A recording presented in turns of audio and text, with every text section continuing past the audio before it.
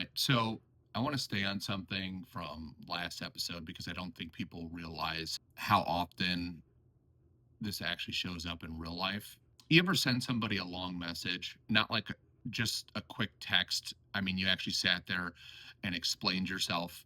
You made your point clear. You said everything you needed to say, and they respond with, okay. And now your whole mood shifts because that didn't feel like okay. That felt like that's it. And what's interesting is nothing actually happened. They didn't say anything disrespectful. They didn't say anything crazy, but in your head, that okay meant something. And you didn't sit there and go, let me carefully analyze what this could mean. No, you felt something and your brain filled in the rest immediately. And they didn't really care about what I said. They're annoyed. They didn't even read it like that. Now you're just reacting to that, not the word, but what you decided the word meant. And that right there, that's not just a texting thing. That's how people move through almost everything. Something happens, something small, most of the time, you feel something, and then almost instantly you assign meaning to it. And the part people miss is that meaning feels real. So you don't question it, you just go with it.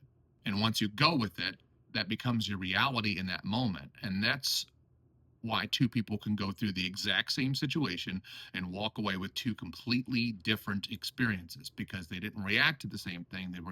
They reacted to two different meanings. And you see this all the time. Somebody walks past you and doesn't say anything. One person goes, they probably didn't see me. Another person goes, well, that was intentional. Same moment, two completely different conclusions. And both of them feel right.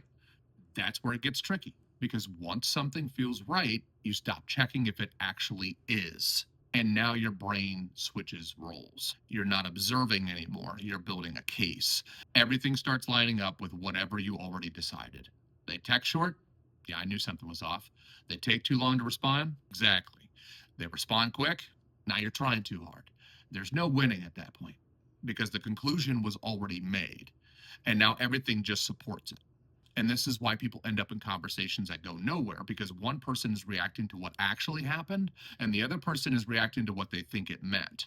And those are two completely different conversations. So now it sounds like I didn't mean anything by that.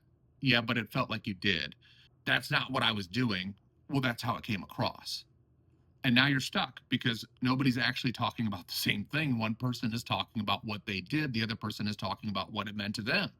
And those don't always match. And to be fair, sometimes your interpretation is right. Sometimes people are being weird. Sometimes something is off. But the issue is most people don't actually check. They assume. And then they move like it's confirmed, like it's valid. And your brain helps you do that because your brain isn't built to slow everything down and verify every detail. It's built to recognize patterns quickly. So it sees something, feels something, and goes, yeah, I know what this is. But it doesn't always know. It just feels familiar, and familiar can feel like truth, even when it's not. And that's why something small can hit way bigger than it should, because you're not just reacting to that moment, you're reacting to everything it reminds you of. And now it's layered. So, yeah, it feels real, but that doesn't automatically mean that your explanation is right. And that's the part people don't like, because it means you can feel completely justified and still be wrong about what actually happened. And that's uncomfortable, but that's where the control is. Because if you never question the meaning, you'll keep reacting to stories instead of reality. And it shows up in simple situations too. Somebody doesn't invite you somewhere, well, that's the event. But then your brain goes, they don't mess with me like that. They did that on purpose. I'm always the one left out.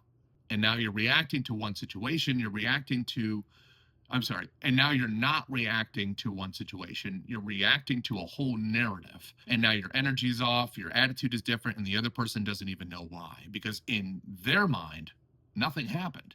In your mind, a lot happened. And that gap right there, that's where most of the tension comes from. So the real skill isn't just communication, it's catching the meaning before you run with it, not ignoring how you feel, just slowing down what you think it means. And sometimes that just looks like asking one simple question: what else could this be? Or even better, let me just ask them instead of guessing. Because people will sit there for hours, build a whole story, get annoyed, change their energy, but won't ask one direct question and then wonder why things feel off. Yeah, of course it feels off. You're reacting to something the other person doesn't even know exists. And the simplest way to bring it back to reality is to separate those two things: what actually happened and what you think it meant, because they're not always the same. And if you can catch that in real time, a lot of situations don't or won't escalate the way they usually do. You won't spiral the same way. You don't assume the same way, and you start responding to what's real instead of what you created in your head. And that's a completely different way to move.